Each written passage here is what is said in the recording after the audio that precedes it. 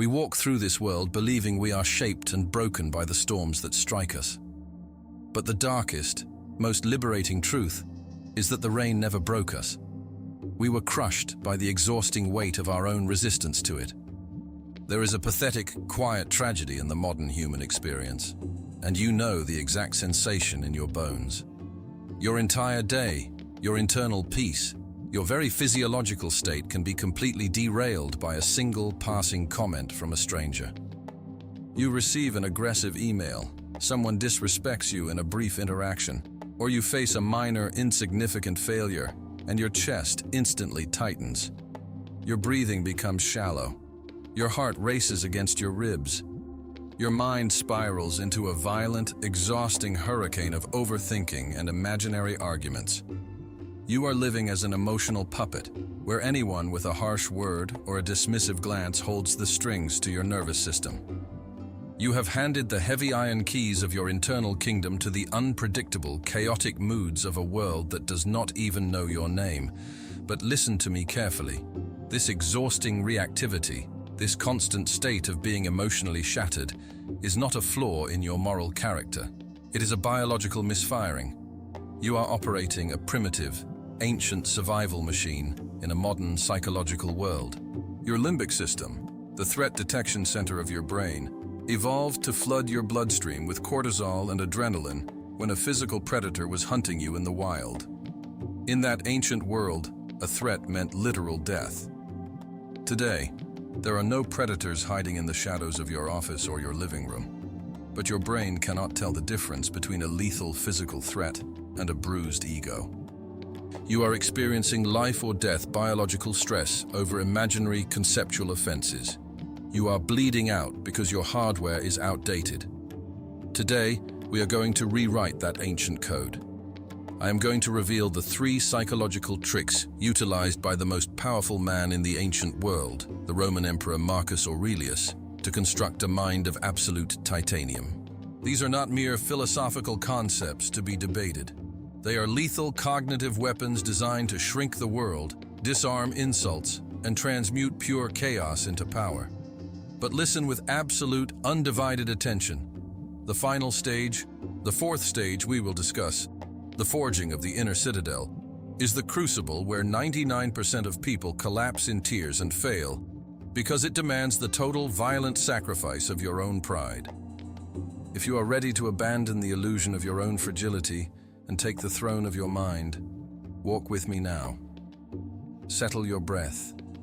Anchor your feet to the dense earth. Drop your shoulders and let the frantic noise of your immediate worries fall completely silent. To build an impenetrable defense, you must first understand the mechanics of how your mind creates its own suffering. This brings us to the first psychological trick of the emperor, the macroscopic vision, or the flight of the eagle. The first step to becoming untouchable is understanding the dangerous physics of human panic. When a crisis strikes, when you are insulted, when you lose a sum of money, or when your reputation is suddenly questioned, your mind instantly does something neurologically devastating. It zooms in. This is the biological phenomenon of tunnel vision. When your amygdala detects a threat, your brain strips away all peripheral context to force 100% of your cognitive focus onto the problem. It is a survival mechanism designed to help you focus on the spear being thrust at your chest. But when applied to modern emotional problems, this zooming effect is disastrous. Because the problem is the only thing you can see in your field of vision, your brain automatically concludes that the problem is the size of the entire universe. It feels all-consuming. It feels infinite. It feels like the absolute end of your existence. Marcus Aurelius ruled an empire stretching across multiple continents. He faced devastating plagues that wiped out millions, brutal wars on the frozen frontiers, betrayals by his most trusted generals, and the crushing, unimaginable weight of infinite responsibility. If he had allowed his mind to zoom in on every individual crisis, the sheer voltage of the stress would have destroyed his nervous system in a matter of days. To survive the throne, he developed a psychological trick that allowed him to instantly suffocate his anxiety. He forced his mind to fly upward. To apply this first trick, You must learn to forcefully extract your consciousness from the immediate emotional quicksand of the present moment. When the text message triggers your rage, when the disrespect burns your ego, and your face feels hot with adrenaline, you must close your eyes and violently pull your perspective backward. Imagine your mind rising out of your physical body. Look down at yourself sitting in that room, staring at a glowing piece of glass in your hand. See how small your physical form is. See how contracted and tense your muscles are over a configuration of pixels on a screen. Then, pull further back. Look at the building you are in. Look at the city surrounding you, teeming with millions of human beings. Every single one of them is rushing around, entirely consumed by their own tiny, insignificant anxieties. They are carrying the heavy burdens of their own desperate desires for validation, their own secret fears, their own fleeting moments of anger. Keep pulling back. See the entire continent. See the oceans, deep, dark, and indifferent. See the earth, a fragile, pale blue sphere suspended in an infinite, dark, freezing vacuum. Now, stretch your perspective, not just through space, but through the deep abyss of time. Look at the timeline of human history. Great empires have risen, conquered the known world, and fallen into dust, forgotten by the wind. Billions of people have lived, fought, loved, cried, panicked, and died, and their names have been completely erased by the relentless march of time. The earth has swallowed every king, every warrior, every philosopher, and every peasant. They all believed their immediate problems were the center of the universe, and now they are nothing but ash. Now, hold that massive cosmic vantage point. Hold the perspective of eternity and the infinite silence of the stars. From that staggering height, look back down at the email that just ruined your morning. Look back down at the opinion of a coworker who does not even truly know your soul. Look at the minor financial setback that kept you awake at 3 in the morning. What is it? It is absolutely nothing. It is a microscopic speck of dust floating in a boundless ocean of time. The insult has no weight. The crisis has no gravity. By expanding the context of your life to its absolute maximum limit, you instantly suffocate the problem. You starve it of the oxygen of your attention. You begin to realize a hard, humbling truth. Your suffering is largely born of your own self-importance. You are suffering because your ego has convinced you that your temporary discomfort is a universal tragedy. When you shrink your ego against the vast, indifferent backdrop of infinity, the pain simply evaporates. You become untouchable because the things that are trying to touch you are revealed to be infinitely small, fleeting shadows that will disappear in the blink of a cosmic eye. But shrinking the problem from a distance is only the first maneuver in the Emperor's strategy. Once you have established the cosmic perspective and calmed the biological storm in your blood, you must return to the earth. You must deal with the immediate physical reality of the obstacle standing directly in front of you. You must learn how to dissect the anatomy of the things that hurt you, stripping the venom from the snake before it can bite. You have pulled your mind into the cosmos and suffocated the initial panic. You have looked at the infinite expanse of time and realized that your immediate crisis is nothing but a microscopic speck of dust. But eventually, you must open your eyes and step back onto the physical battlefield. The cosmic perspective diminishes the size of the enemy, but it does not remove the enemy from your path.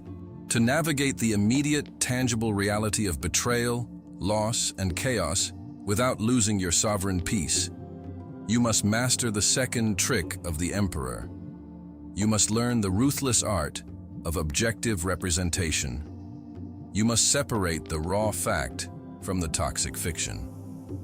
There is a profound, fatal flaw in the architecture of the human brain. It is an obsessive, relentless storytelling machine. Your mind absolutely despises a vacuum. When a neutral event occurs in the physical world, your brain does not simply record the data like a camera. Instead, it immediately wraps that raw data in a thick, heavy, terrifying layer of subjective interpretation. It adds adjectives, it adds assumptions, It projects past traumas onto present moments, and it hallucinates catastrophic futures. We call this the narrative venom. The Stoics understood, and modern neuroscience has proven, that your amygdala, the fear center of your brain, does not react to reality. It reacts to the story you tell yourself about reality. Consider the anatomy of a massive personal failure. Imagine you are suddenly fired from your job, or a business venture you poured your soul into completely collapses. What is the objective, physical reality of that event? The raw fact is simply this: a conversation occurred, a piece of paper was signed, and you will no longer travel to a specific geographic location to exchange your time and energy for a specific amount of currency. That is the entirety of the event. It is a mathematical change in your circumstances. It possesses absolutely no emotional weight. It is entirely neutral matter. But what does your unmastered mind do the moment that event happens? It immediately injects the venom. It screams that you are a total failure. It tells you that you are inadequate. It convinces you that everyone is secretly laughing at you, that you will never recover from this, that your family will suffer, and that your life is effectively over. Listen to the heavy truth of this dynamic. The anxiety that keeps you awake at 3 in the morning, the crushing weight on your chest, the sickening feeling in your stomach, none of that is caused by the piece of paper. None of it is caused by the loss of the job.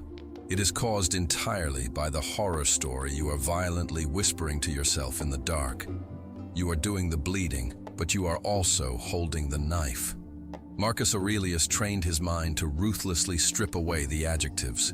He practiced the discipline of stripping every object, every insult, and every crisis down to its absolute, bare, physical reality.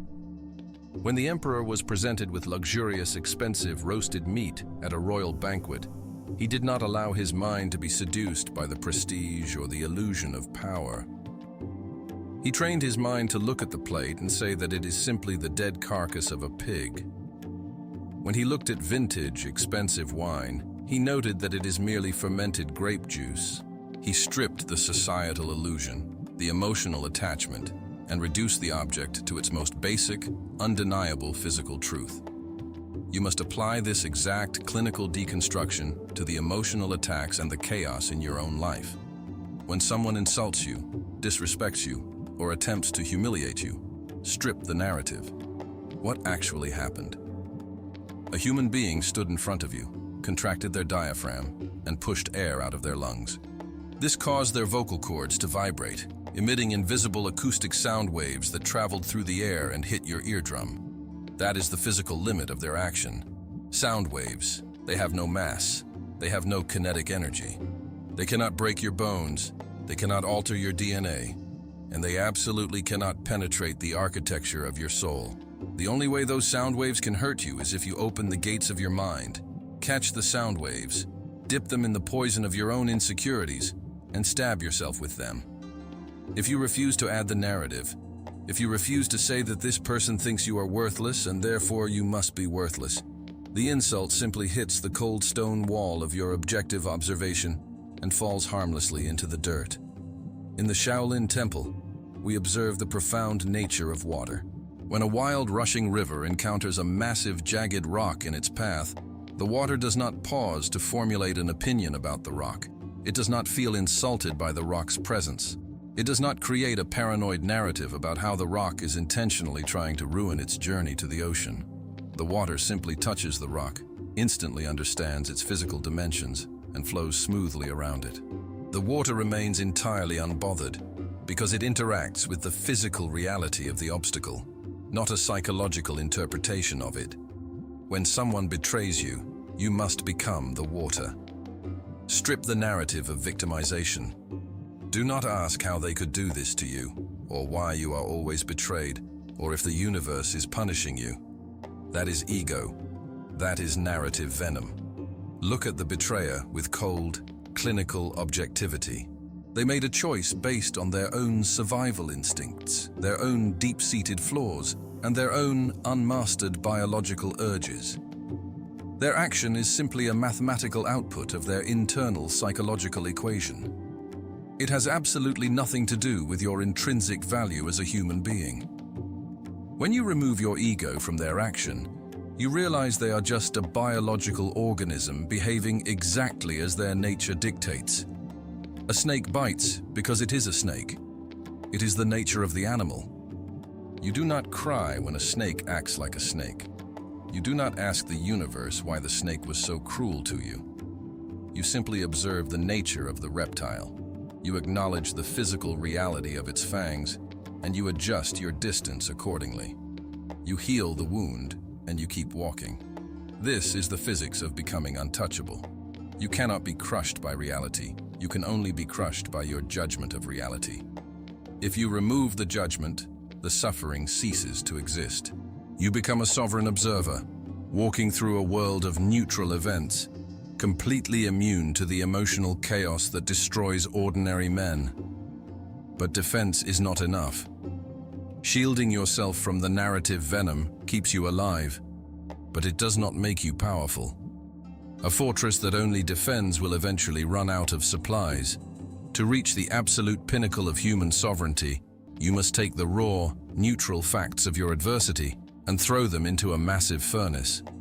You must not only survive the storm, you must learn how to consume it.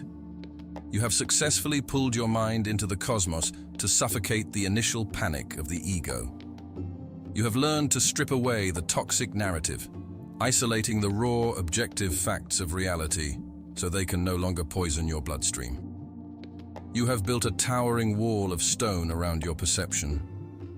But a fortress that only defends is a fortress that is slowly starving to death.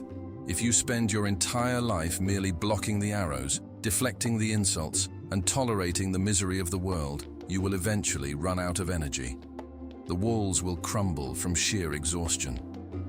To reach the absolute pinnacle of human sovereignty, you cannot merely survive the storm. You must learn how to consume it.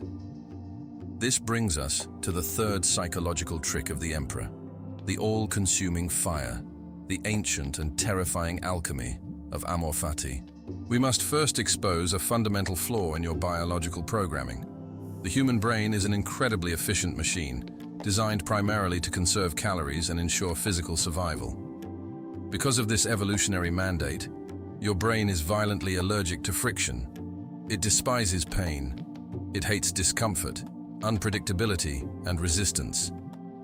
Whenever you face a severe obstacle, a financial collapse, a bitter betrayal, or a humiliating defeat, your biological instinct is to recoil. You complain to the universe. You ask why this is happening to you. You drop to your knees and desperately pray for the burden to be lifted, for the enemy to disappear, and for the path to become easy again. You believe that a good life is a life completely devoid of friction. But the Emperor Marcus Aurelius knew that an easy life produces a fragile, pathetic mind. He understood a profound law of physics. You cannot forge a weapon of titanium on a bed of soft silk. You must strike it with a heavy iron hammer. You must thrust it into a blistering, unforgiving fire. Marcus Aurelius did not govern from a comfortable, climate-controlled palace in Rome. He spent years living in a freezing, blood-soaked tent on the Germanic frontier, fighting brutal wars, watching his children die, and facing the betrayal of his most trusted generals. When the plague ravaged his empire and the winter storms froze his soldiers, he did not look up at the sky and beg the gods for a lighter load. He opened his journal and wrote a principle that would echo through eternity. The impediment to action advances action. What stands in the way becomes the way. He mastered the physics of the flame. Imagine a tiny, fragile candle flickering in the dark. If a strong gust of wind blows through the room, what happens? The candle is instantly extinguished. The wind destroys it because the flame is too small, too weak, and too vulnerable to handle the kinetic energy of the storm. The candle prays for a calm, still room. Now, imagine a massive, raging forest fire. The flames are towering into the night sky, burning with terrifying apocalyptic heat. If that exact same violent gust of wind hits the forest fire, does the fire go out? Absolutely not. The fire grabs the oxygen from the wind and uses it to burn tenfold hotter. It consumes the very force that was meant to destroy it, and it climbs higher into the canopy.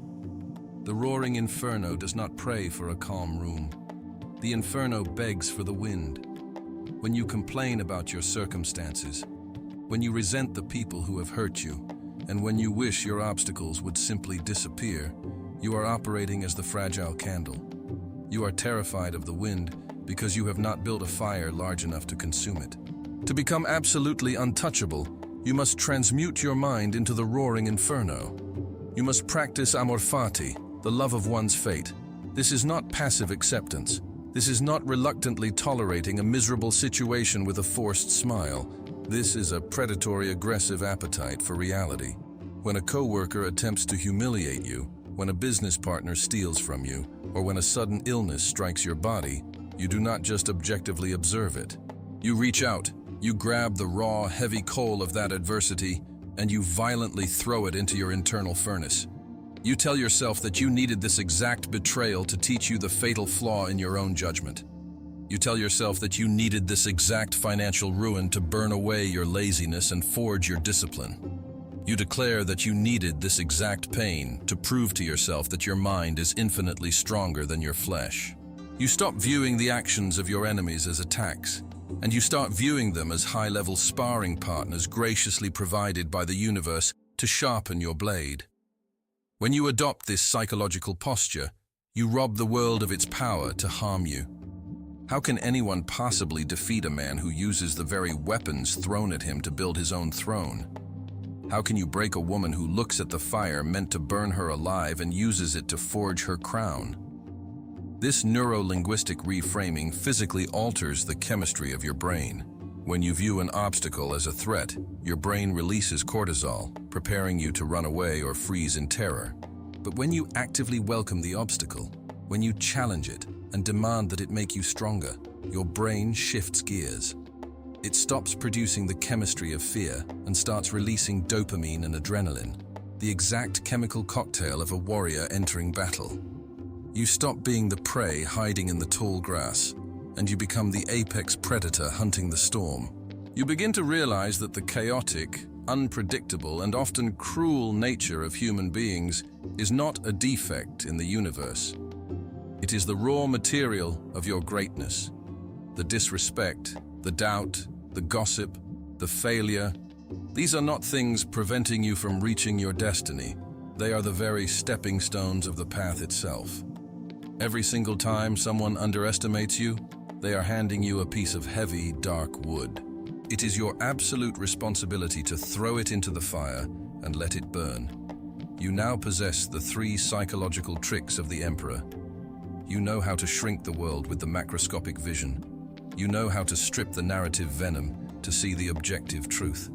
And you know how to use the fierce alchemy of Amor Fati to consume the chaos. You hold the architectural blueprints for a mind of titanium. But possessing the blueprint is not the same as surviving the construction. Theories are beautiful when you are reading them in a quiet, comfortable room. But the true test of a philosophy is whether it holds together when you are bleeding in the dirt. We must now walk into the ultimate, terrifying crucible. This is the place where the theory must be hammered into the bone. This brings us to the 4th stage, the final boundary of the inner citadel, where 99% of people studying philosophy will break down, drop their weapons, and fail. If you do not conquer this final illusion, all the tricks in the world will not save you from your own ego. You possess the macroscopic vision to shrink the world. You know how to strip the narrative venom to see the objective truth. You understand the fierce alchemy of transmuting friction into an all-consuming fire. You hold the architectural blueprints of an emperor. But possessing a blueprint is not the same as surviving the brutal, agonizing labor of construction. Theories are beautiful when you are reading them in a quiet, comfortable room, drinking warm tea. But the true test of any philosophy, the absolute measure of your sovereignty, is whether it holds together when you are bleeding in the dirt. We must now walk into the ultimate, terrifying crucible. This is the place where the theory must be hammered into the bone. We arrive at the forging of the inner citadel, The final boundary where 99% of people studying philosophy will break down, drop their weapons, and fail. If you do not conquer this final illusion, all the psychological tricks in the world will not save you from the tyranny of your own ego. Why do so many people read the ancient texts, practice meditation, and memorize Stoic quotes, only to completely collapse the moment a real tragedy strikes their lives? Because they are secretly holding on to the most dangerous, toxic psychological illusion of the modern world, the illusion of the universal contract. From the time you were a small child, society programmed your brain with a myth. You were taught that the universe operates on a strict system of moral fairness. You were conditioned to believe that if you are a good person, if you work hard, and if you treat others with respect, you will be rewarded with a smooth, comfortable, and pain-free life. You unconsciously signed an imaginary contract with reality. When a manipulator betrays you, when a disease attacks your body, or when a business fails despite your relentless effort, your brain perceives this not just as a hardship, but as a profound breach of contract. Your ego erupts in a state of violent entitlement. You look at the sky and scream that this is not fair, that you did everything right, and that you do not deserve this. This entitlement is a neurological poison. It keeps your amygdala in a state of perpetual outrage. As long as you believe that the universe owes you comfort, you will always be a victim.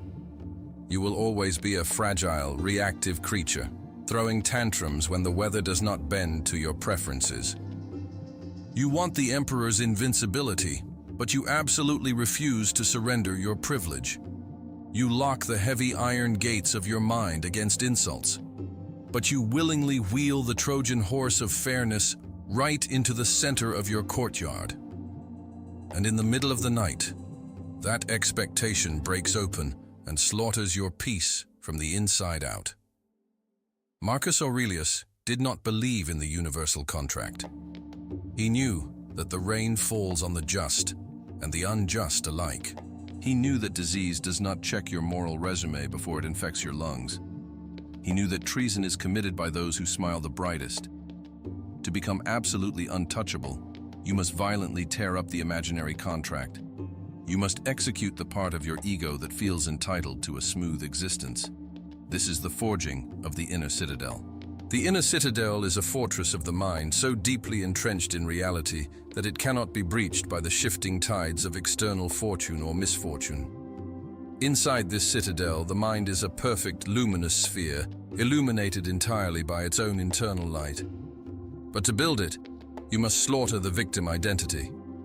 You must stop expecting the world to be fair and start expecting the world to be exactly what it is, a chaotic, indifferent, brutal, and breathtakingly beautiful arena of testing. When you kill the expectation of comfort, a magnificent psychological liberation occurs. If you expect nothing, you can never be robbed. If you demand no fairness, you can never be betrayed by injustice. You stop measuring your life by how much pleasure you experience, and you start measuring it by how much heavy, dark reality you can carry without losing your sovereign form. You must cross the threshold where the question of why this is happening to you goes to die. Asking why is the anthem of the defeated. It is the cry of the prey.